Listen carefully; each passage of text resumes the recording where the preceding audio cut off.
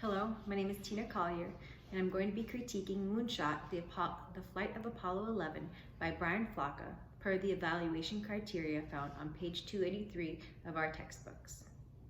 To begin, I'm going to discuss the organization. The text structure is chronological in this book. The author uses a sequence of events to describe the mission of Apollo 11 to the moon. He includes details throughout the text.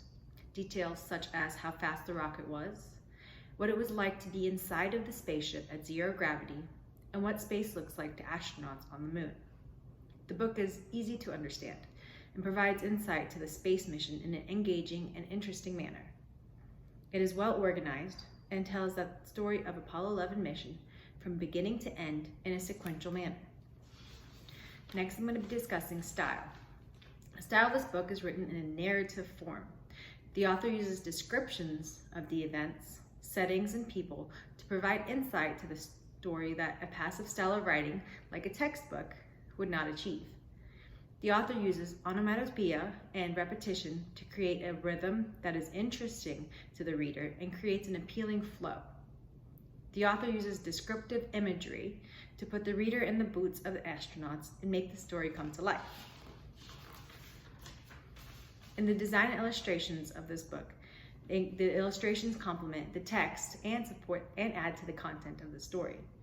The use of black in the illustrations helps the reader understand the vastness of space and the experiences of the astronauts and what they saw from their perspective. The illustrations included are detailed depictions of the spaceship and the interior. The design of the book was visually appealing and helped the reader understand the subject matter. One of the coolest things about this book is how detailed it was in the illustrations and in the design. Finally, the accuracy, authority, and cultural authenticity of this book. The author used sources like NASA, other books written by experts on this and other Apollo missions, and many articles and documents. The author used a tremendous amount of diagrams, press releases, photographs, videos, flight plans, and memoranda that NASA made available to the public.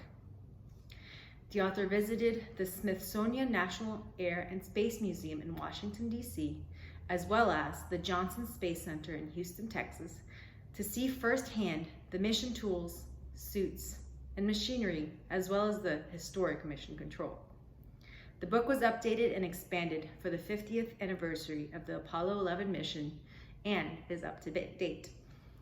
Thank you for listening to my critique of Moonshot, the Flight of Apollo 11. Thank you.